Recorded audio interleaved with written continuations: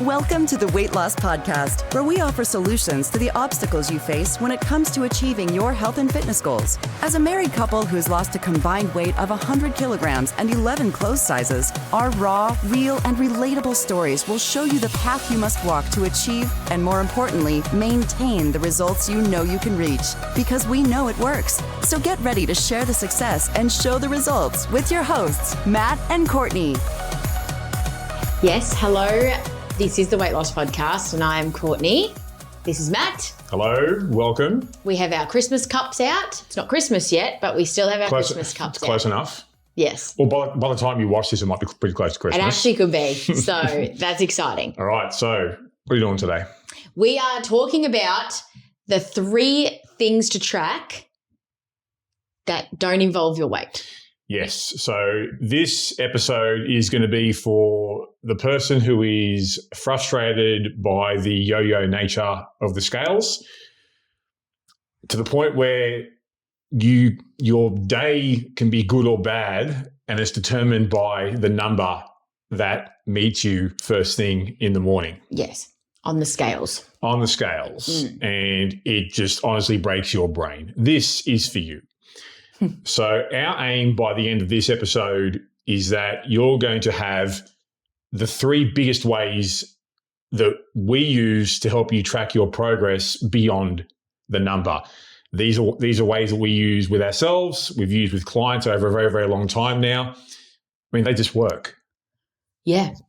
So we are going to dive in and explain what they are, why they're important, and how to implement them accurately and consistently for yourself. So let's just start with a quick discussion here, Courtney. How easy it is to become obsessed with a number on the scales. How, like I just said before, it dictates, well, I'm having a good day or a bad day based purely on a number that I see in the morning. Yeah, it's a very emotional thing. When you're trying to lose weight, the number that you see on the scale, so how much you weigh, makes a big difference, I think, to your mood. It can really impact your confidence. It can impact your training. It can impact your food choices for the day. I think you've touched on it. The biggest thing I've seen it impact is how it can affect decision making. Yeah. So, well, oh shit, I gained weight overnight. I guess I better go to the gym twice today, or I guess I better not eat carbs today, or I better lower my food intake today. Or conversely, it could be, oh, well, fuck it. What's the point? I've gained weight. I'll just eat everything. So it definitely can affect decision-making, and it can also, over a long enough period of time, create a negative relationship with the scales. Yes. And with numbers. And it can lead to giving numbers and giving a set of bathroom scales a power over your life that they don't, quite frankly, deserve. Yeah. Especially because, as we'll mention throughout this podcast, that it really isn't the make or break thing. Well, let's be transparent here. When's the last time we asked a client to weigh themselves? I don't know. Neither do I. It's just not necessary, because if this is approached in a holistic, realistic, sustainable way, the weight will take care of itself. Yes. Eventually. So we've seen this constantly over the years with newbie clients who get to the stage where they feel their brains are broken by just the sheer fluctuation and variation that comes up in the numbers on a day-to-day basis. And they just want to have honestly a better way to track their progress without just being hyper obsessed on a number that may not give context to what's happening, because you can weigh yourself 10 times in a day, you will get 10 different readings. Yeah, absolutely. And they'll come based on, well, okay, how did I sleep last night? What have I eaten today? How much have I eaten today? What have I drank today? Have I exercised today? If I'm a woman, where am I in my cycle? Yep. And my hormones just going all over the shop? Yeah. Yeah. I know for me, it can sometimes be if we have a turn in the weather and it's just like one day out of nowhere, like, wow, it is hot today, I start to puff up until my body gets used to it. Yeah. You know, and then if I'm not, having that context, I can jump on the scales and think, oh, holy shit. Yeah. I've just gained 2.5 kilos. But it's just my body reacting to the weather. It can be even after having a meal that I'm not used to having, my body can react by holding sodium, holding water. And I'm not gaining fat. It's just the number on the scales might think, oh, well, I'm getting heavier. Something's going wrong. Yeah. So the whole point is there's so many different variables here where you can be caught in this trap of like, well, number up is bad, number down is good, without any further context to that. So can you, Courtney, share your prior experience with this? I'm going to use the word obsession with the number on the scales. Well, when we're planning out this episode, I think I mentioned that I definitely, before I met you, Matt, I don't think that there was ever a time where I was actively trying to lose weight that I wasn't obsessed with the number on the scale. So How old were you when I first started? The number on the scale? Yeah. I was in high school because they would weigh us. Really? In gym class. Really? Yeah. How often was that? Once. I think it only ever happened once. Okay. But I distinctly remember it. And I remember being like 60 kilos and thinking that I was huge. 60 kilos? Yeah. It's my left leg. I know. Like 60 kilos now, you're like, huh. But I remember as a teenager, that was huge. But I was always a bit bigger girl. But I just thought 60 kilos was so massive. And then after high school, when I started to try to lose weight, it was always dictated by the scales. So it would be, I would have a starting weight and then I would have a goal weight and then I would progressively just work on whatever fad thing that I was working on at the time. But I would always weigh myself during that time. Like daily, multiple times a day, weekly? Like no, definitely not multiple times a day. There were definitely periods of time where I would have done it daily, but then there were other periods of time where I probably did it at like 3 times a week, 4 times a week, something. So was that proportionate to the amount of effort you thought you were putting in? How many times I'd weigh myself? Yeah. Yeah, probably. Huh. Yeah. Okay. And how was your reaction to things when the number would go up, number would go down? What would happen? Oh, yeah. Obviously, it would be very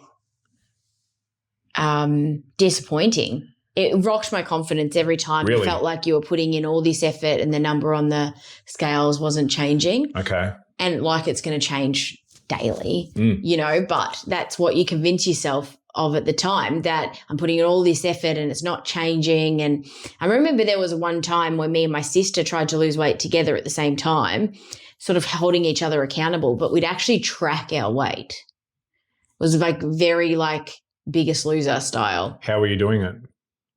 We would just weigh ourselves. So it was like Biggest Loser style weigh-ins. Yeah. Like a certain period of time. Yeah, like her and I together.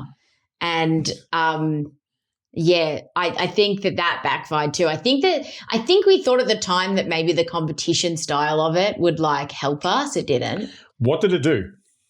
I think it was just too much expectation. Our expectations just weren't right. So then when we weren't hitting any of the markers, especially me, it was deflating. And because I'm an emotional eater anyway, I would just binge. Based on a number? Like as based on my perceived failure to be doing like. So it was a reaction better. to the weigh-in? Yeah. What did the binges look like? My binges have always been pretty short, but there would be generally like a lunch or a dinner where I would just say, fuck it, and I would just eat whatever I wanted and how much I wanted. Mm-hmm. And then, the guilt would come in afterwards where I'd feel guilty about what I did and that I've ruined everything. And then it's not just the lunch, is it? It comes with a side serve of guilt. The emotional roller coaster of then it's like you're in this spiral that you can't get out of because you eat because you feel shit, because you feel like you're putting in all this effort and you're getting no result. But then you sabotage your effort by eating badly, but then you feel guilty for eating badly, which makes you want to just say, screw the whole thing and continue to eat badly because I've messed the whole thing up now. So it's just this awful spiral. Yep. Okay. So it definitely affected your decision making. Yeah. Would you say you're free of this now? Yeah. Honestly, I think the last time I weighed myself was when I had surgery. Oh, yeah, of course. Because when you're going for surgery, they ask you how much you weigh, like your height and your weight. And they had to weigh me because I was like, I don't know. Yeah. I could have a rough guess. And I was pretty roughly right. But, yeah, that was the last time. That's the only time now that I've been weighed. Really? Is when I've gone in for surgery. What got you off it? I think I got off it when I met you and we did photos. Really? Yeah. And we started with photos and that was it. And then I think just over time, just realizing that really the things that we're going to be talking about, like the other areas to look out for in body composition change. And the more I understood about body composition change. What is body composition? Well, muscle and fat. That's a good question. Muscle and fat. And the way it shifts and changes when you're losing weight, that to me was a big aha moment because that's when I also realized things like, yeah, your clothes fitting differently is a good sign, but sometimes I realize that, my clothes are fitting differently, but it should be in a good way, but it's not in a good way, but because my body shape was changing. Yes. So, yes, I was getting in better shape, but my jeans didn't fit anymore. And it was like. That's where, like, believe it or not, like I'm not going to give too much away here, but of the three things that we're going to give you to track besides your weight, we're not going to, clothes aren't one of them. No. They can be helpful. Very. But they can also, you can get to the stage where your body shape is changing so much. As you're explaining here, things fit differently. Yeah. Because of the way your body's evolving here. Yeah. Especially, once you involve things like weight training. Oh, yeah. And it's really changing your body shape because as we go back to body composition, as you said, like you want muscle. And so it really shifts. So once I started to understand the shift in your body and I understood more about the way my body works and then when I'm seeing progress, like where we're seeing it, things like that, I was able to really, I think, just understand those other areas that we mentioned without having to even think about it. I don't even think about weighing myself. So would you say then for you back then, was it pretty much like a lack of education, a lack of awareness? Yeah, so I truly just thought that was the way that you gauged progress. Yeah, okay. Did you used to weigh yourself a lot? Yes. Well, I was weighed a lot because of how supremely obese I was. And then once the diabetes diagnosis came through, it was a big thing. So I personally never had the scales dictate my mood, just because for me, I was already by then focused on just how shit I felt within myself. So when I started getting serious, I would do weigh-ins. I was just doing it once a week. But they never affected my decision making because it's like, well, without realizing it deep down, I just knew, like, just keep showing up, keep putting in the work, and just keep going until you get what you want. But so for me, I was more sort of in tune with just the fact of how unhappy I was without even looking at the number.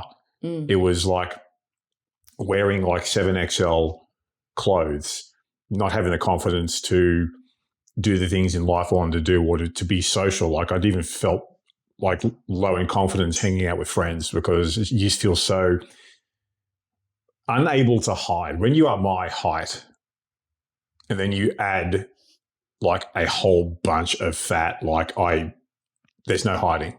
Yeah. So that always affected me more than scales, but I see this all the time with people. So let's dive in here. Yes. All right. 3 things to track. Number 1, numero uno, as Courtney, you sort of gave the hint away before, progress photos. Progress photos. Why? Why are progress photos so important? Well, I'm going to keep this real simple here. If you are looking better, it's because you are looking better. Yeah. Let's just really keep this simple here. Another reason why progress photos are so good is because they are cheap to do, and provided you know how to do them, they are easy to do. And we'll get into that as well. They are super easy. And they also, when done correctly, they provide an apples to apples comparison. Yes. So you'll also find, and this is where I've seen people kind of trip themselves up, is they think they're taking progress photos because they're taking selfies in the mirror, or they are judging how they look by looking at themselves in the mirror periodically. Yes. This can come with a lot of downsides. 1, because we are often terrible judges of ourselves. Yeah. We are terribly negative, and we'll often overlook what's happening right in front of us. Or in some cases, and this is something I've been guilty of in the past, just looking in the mirror so much and so often, you can't see what's happening. You're not objective, no. And that's another one as well. You are not objective. No. So progress photos also tell the story.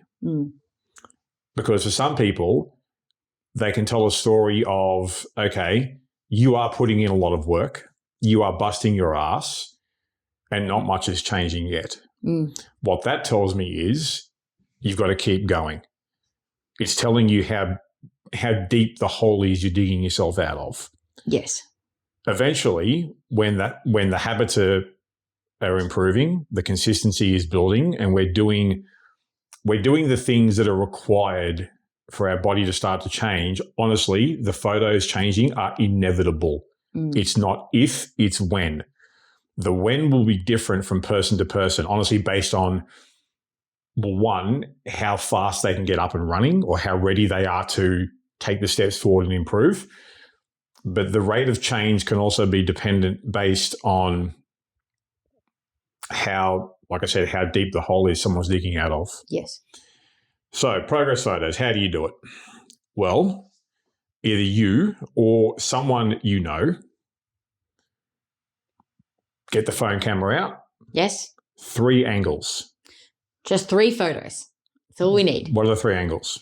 Front, side, back. Front, side, and back. So you can either get someone you know to do them for you, or if you either don't have the ability to do that or aren't comfortable doing that, go down to your local camera store or go to a place we like to call Amazon and get yourself a cheap tripod with a phone attachment. And what you can do is set your phone up in video mode, video record yourself front, side, and back, and then take screenshots. Yeah. There's your photos. That works too. I've done that a bunch of times. It definitely 100% works. Couple of disclaimers though on this. One big one. You can't wear a lot of clothing. Yes. Clothing is not optional. In our notes here on our laptops, I have put this note in all caps. Do not do this fully clothed. This is the rookie mistake. Yes. Now, Yes. I can forgive people who don't do this for a living, taking their photos with their clothes on. Yes. If your trainer or your coach has you doing it with your clothes on, unforgivable. Yeah, you can. Unforgivable. Get your gear off. It really needs to be like as minimal as possible. Got to show the skin. You want to be in. What do you wear? I wear like a workout Crop top? and underwear. Males, I think we say usually like trunks or underwear is the best. Men are so easy. Jocks or trunks. Done. Girls, I would say workout crop top and underwear, bra and underwear, bikini works too.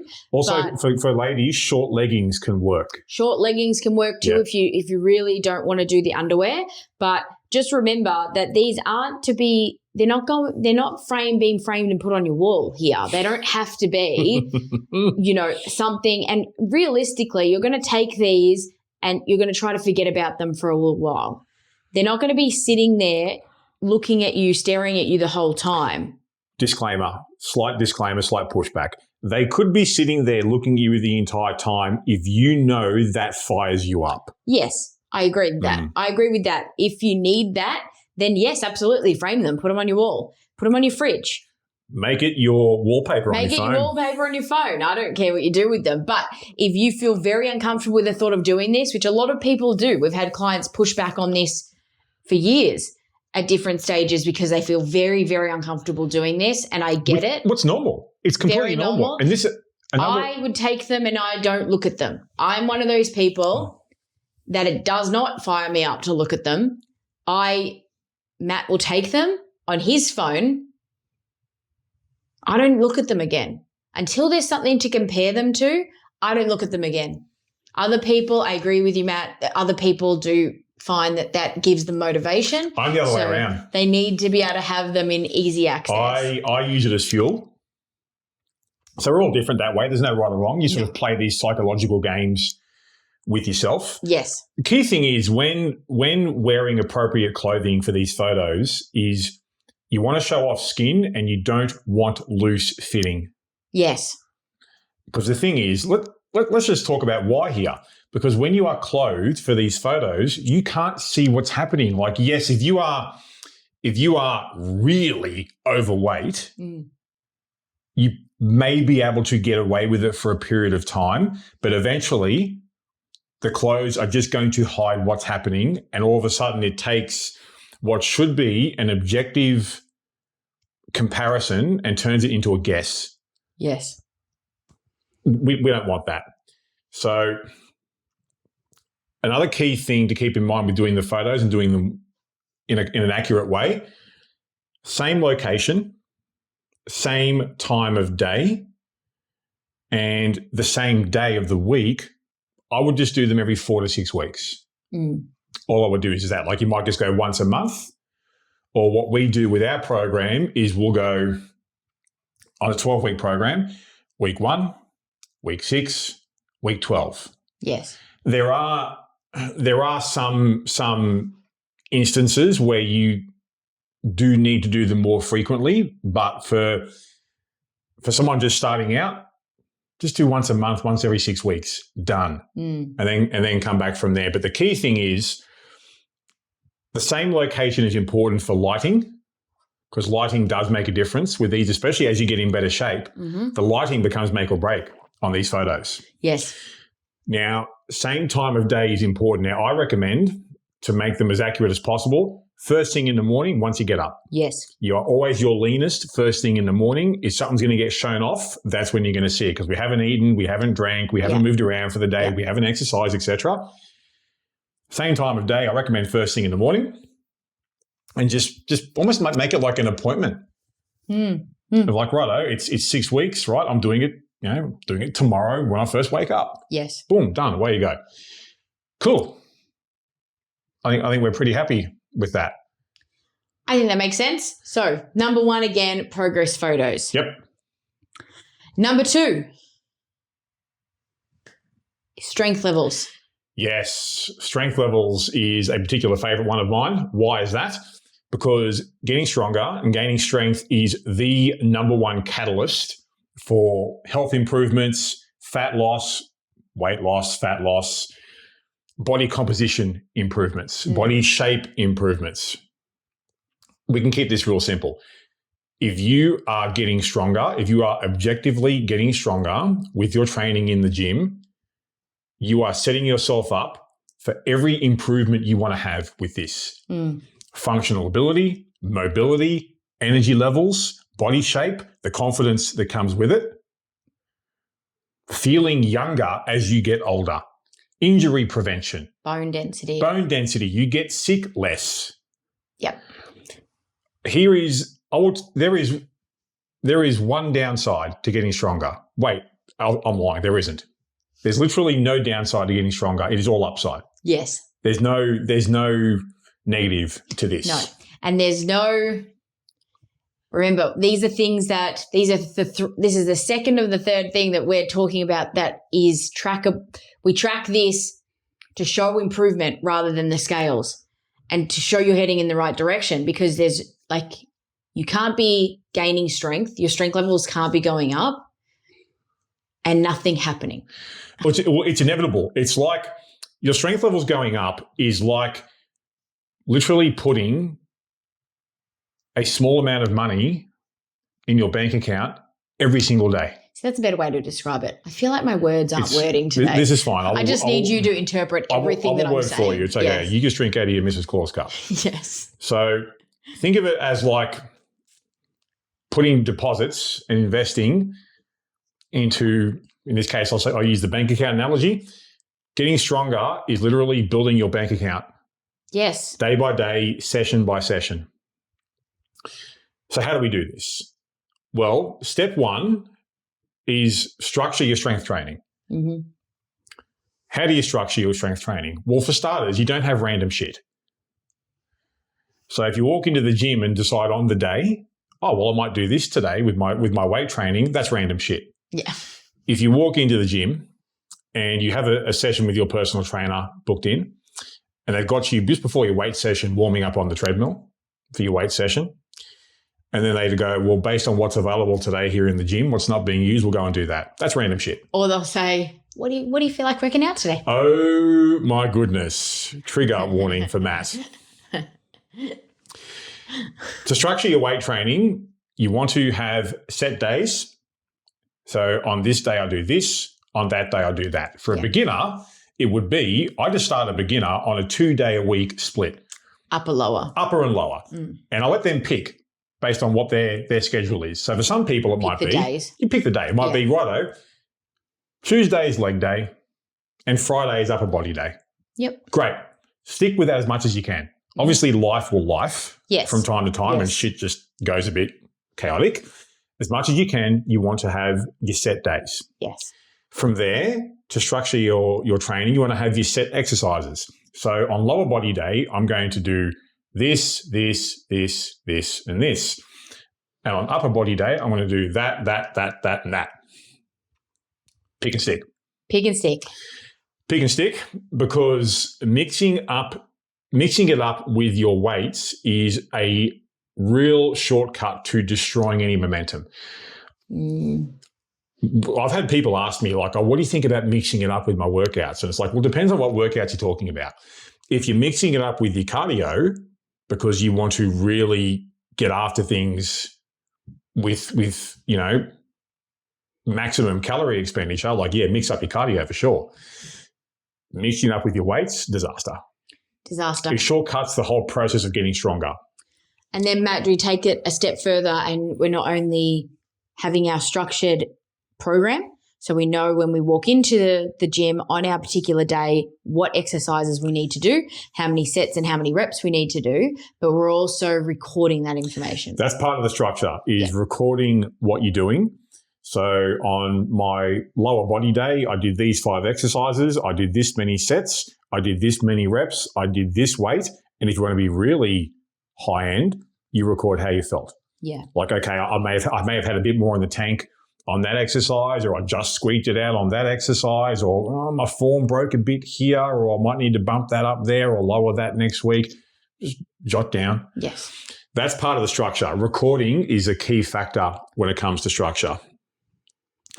Then you've just got to repeat this process over the course of days and weeks and months. And this is where it's critical. If you do not record what you are doing with your training sessions, you are guessing. Don't be that person. What you want to do is get to the stage, which you can get to very quickly. You can get here within a week or two, where you walk into the gym already knowing these are my exercises. This is what I did last week. This is what I'm going to do this week. Yes. little side note, that also makes your gym sessions shorter. Yeah, it does. It does. It does. But doesn't compromise on the quality. No, but you're right. It does mean that you just go in there and you know exactly what you've got to do. And it's almost like get out of my way and I just want to get this done and get out. It is 100% get out of my way. I'm here to do a job and get the hell out. Rather than just walking in and wandering around thinking, oh, I don't know where to start. Yeah. I've done that. Oh, It takes so I was long. the exact same when I was younger. What am I doing today? Now, I know what I'm doing 3 months from now. Like it's all laid out for me. Right. Then, as you are recording this over the days, the weeks, and the months, you can then come back and compare. And this is why picking and sticking and staying with your program for a sustained period of time is so critical, because now you can do an apples to apples comparison. How do we do that? Well, let's say where you are right now, let's say you're at week 5 of your current program. And at week 5 of your current program, well, you're doing bench press, for example, on your upper body day. And, well, actually, let me reverse this a bit. Let's say on your previous program at week 5 of your bench press, you were doing 80 kilos. Yes. You're now on your current program and you're now doing 80 kilos on your bench press at week 2. Yeah. You're getting stronger. You just shaved 3 weeks off your bench press And progress. then on your current program, you get to week 5 and you're now doing 87 kilos. Yeah. So on your previous program, week 5, 80 kilos. Current program, week 5, 87 kilos. You're getting stronger. Yeah. Congratulations. It's there in black and white. So there's really no even ambiguity about it. But this is also where mixing it up really screws this up, because all of a sudden you can't compare now. Oh, because you didn't do bench press on your next program. Correct. Or you only did it every couple of weeks in the You were previous hodgepodge. program. Yeah. So this is why, for me, I change my program maybe every 9 months. Yeah. Maybe. Yeah. Because it gives me time to develop the skill of the exercises that I'm doing, but also then gives me time to objectively measure, am I improving? Mm. So mixing it up for this, no good. That's pretty much that. I love that. All right. Number 3 is day-to-day energy levels. This is real good. This is real good. Why is this good? Well, let's be fair. Most of us will wake up like zombies, shuffle our corpses through the day, only to get to the end of the day, just collapse on the couch. Yeah. What's in the fridge? What's in the pantry? What's on TV? Or in this case, what's on Netflix? What am I watching on YouTube? Am I doom scrolling on my phone? Sucks. And this is where you get people that will use a quote like, and I've heard this so many times, I can't remember the last time I didn't wake up tired. Mm. Yes. Improving your energy levels is going to improve your quality of life. It's real simple. There. You think about it, right? Having more energy levels, what does that allow you to do in life? Like when you do go to the gym, you train better. You've got more energy to push yourself harder, right? More energy means you have more juice at work through the day. Family time, friendship time. You've got more energy to do things like hang out with your friends. Yep. Be with your family. If your parents have the energy to keep up with your kids. I feel like as well it just gives you an extra confidence. Like, I don't know about you, but I feel like when I think about those days where you really have no energy and you're really tired, really only happens to me these days is if either I'm unwell or if I've just gone to bed too late, right? Yeah. So then the next day it's thrown me out of whack. Mm. And I just overall just don't feel good about myself that day. Well, it does give you a shot of confidence because you feel capable. Yeah, that's a good one. That's what it is. So it's like, You're really on point with your words that's today. all good. That's why we're both here. So it's just like, well, okay, I can do this. I know I've got the juice in the tank to do this. Like, I know for me, I love the fact that I know on a day-to-day basis, I will have the energy for like 99 times out of 100, not every day is perfect, but most of the time to get my training done, get my work done, do whatever you and I want to do together, and not collapse until it's bedtime. Yes. and I'm sure you can attest to this, like I'm pretty energetic, Yes. and it does give you confidence because you just feel capable. And ultimately as well, another reason why tracking your energy levels is really important is because no one knows your body more than you. Mm. You know when you are feeling better. Yes. You know when you feel like shit. Yes. You don't need a scale to tell you that. No. You just have to wake up and live in your own body. So you got to trust yourself there. So how? How do we track energy levels? Because it is, well, an easy thing to say is what I said just before. Like ultimately, you know your body. You know when you've got more juice in the tank. You know when you are starting to feel better. That's no accident, and your body's not lying to you. But we want to get a little bit more practical here. Yes. What we would recommend is to just jot it down. Keep a record. There's multiple ways you can do this. So one thing I recommend, especially when you're first starting out, is in conjunction with your structured strength training, is jot down your energy levels when you're in the gym, because you can then track how you're performing. So Tuesday, I did my leg day. I did these exercises for this many sets and this many reps, and these are the weights that I did, and this is how I felt I performed. Yes. So you could even just have it on a real simple scale, 1 out of 10, with 1 being I'm about to die and 10 being get out of my way. How did I feel? I'm the Hulk. I'm the Hulk. I am Wonder Woman. How did I feel? That's one thing I'd recommend, how you felt, how you performed. You can also jot down how you feel just when you wake up. Yes. So woke up. In a journal. Journal, your phone, like a workout app that has the ability to take notes like ours does. Might have a sleep app that you can track notes in. There's many ways to skin this cat. Like you can do it in your food diary, your training diary, notepad file on your phone. If you prefer to be more old school, get a pen, get a diary and just write it down, handwrite it. Like it doesn't matter how you do it as long as it works for you. Yes. But you can jot down on a day-to-day basis just how you're feeling. And then you've got a record, because you also can't rely on yourself to remember everything that happens. Because you know how random life can be. Like most of us can't remember what we did yesterday. Absolutely. So a simple thing I've reminded myself of over the years is the more I record and the more I write, the less I have to remember. So just jot it down. Yeah, I agree. And then you might go back and review every week. Okay, this week on average, I was this. Because you're not going to be energetic and Hulk-like every week. There's every day. There's going to be those up and down fluctuations. Yes. But doing this over a longer term period of time allows you to track overall trajectories. Yes. So not just day to day, but week to week and month to month. And that's how it becomes an objective sort of exercise. Yes. Much like the others. Anything else you want to add there? No, I think that's it. Do you want to summarize them?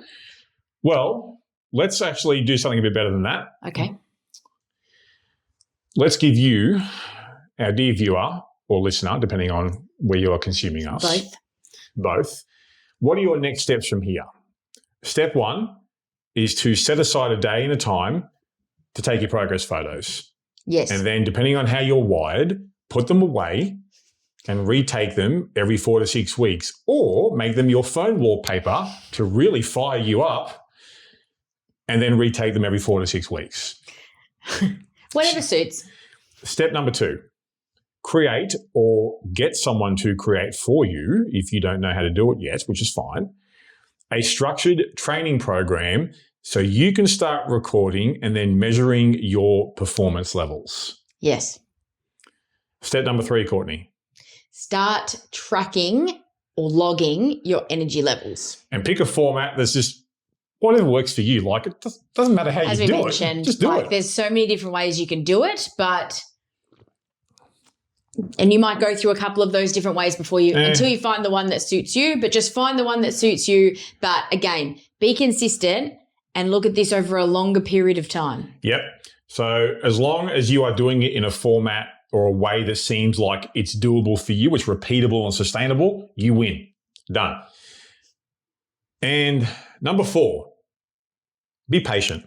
Be patient. which is easier said than done, Yes. given human nature. Yes. Be patient, though, and assess these improvements over time, because a real key point I want to illustrate is here, you want to play the long game.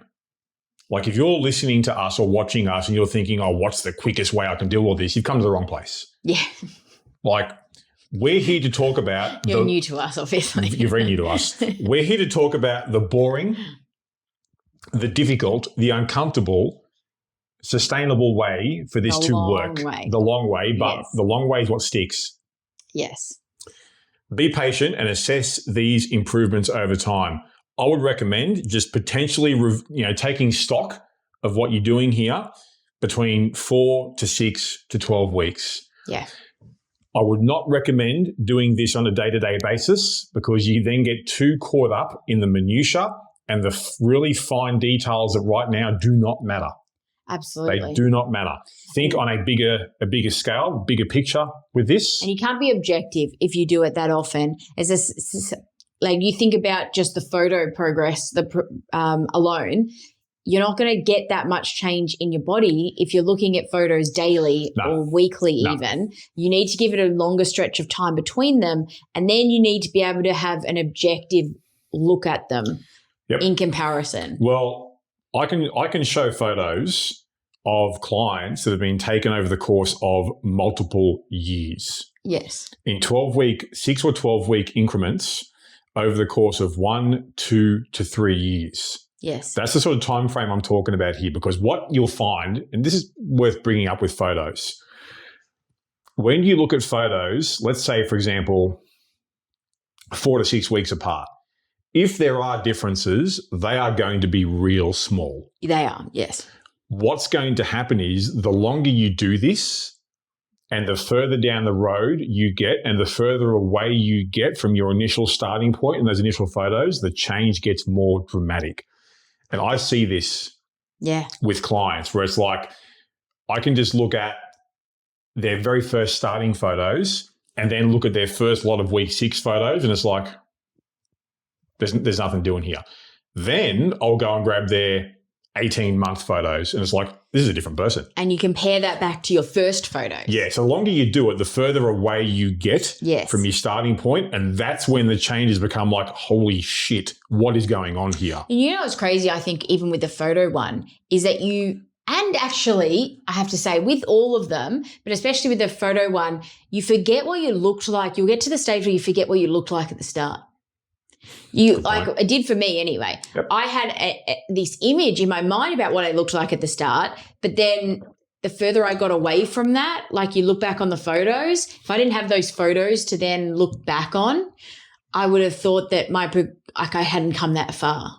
There was definitely certain days where I would think like, oh, well, I haven't lost that much, or my body hasn't changed that much, because our minds can play tricks on us, and we forget, you forget what you looked like.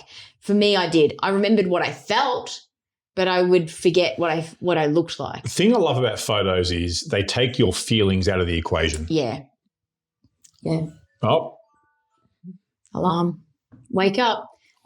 Yeah, wake up, got a podcast to record. All right, so let's get out of here. So hopefully this has been helpful. Now, if what we've spoken about today has hit home, but you feel that you need or want help building all this around your life, we do indeed have what we will consider a very premium coaching program.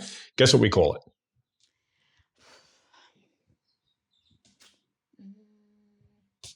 The Weight Loss Podcast Academy. That's original. Great. Who came up with that? I believe you and I did. So to learn more about that and see if it might be the right thing for you, just click the link in the description and let's get the hell out of here. So thank you for joining us. Please also feel free to give us feedback. Like, is this helpful? Yeah. Has this been helpful? Like, are we doing a good job here? Good job. Speaking good job up top. Yeah. Oh, be real. Yes. But yes, we hope that helps. If you have any questions, if you feel like we didn't quite cover something from today that you want a little bit more clarity on, let us know. That's what the comments are for. That is what the comments are for. Bye for now. Bye.